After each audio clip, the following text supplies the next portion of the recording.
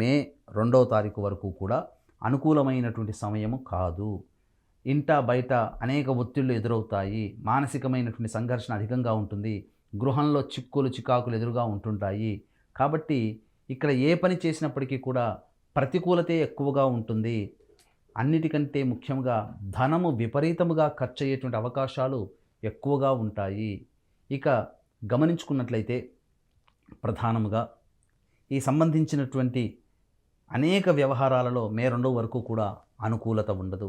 గృహంలో స్థిర చరాస్తులన్నీ కూడాను పూర్తిగా నష్టపోయేటువంటి అవకాశం కనబడుతుంది. ఏదైనా లాభానికి అమ్ముకుందామనంటే తక్కువకి కొనుక్కునే విధంగా ఉంటుంది. కాబట్టి ఆచితూచి స్పందించండి. తల్లిగారి ఆరోగ్యం పట్ల శ్రద్ధ వహించండి. అలాగే గమనించుకున్నట్లయితే ఈ ఫేజ్ 1 అనేటువంటిది మే 2వ తారీఖు వరకు ఉన్నటువంటి కారణం చేత విద్యార్థులకి కొంత గడ్డు కాలం అని చెప్పవచ్చు.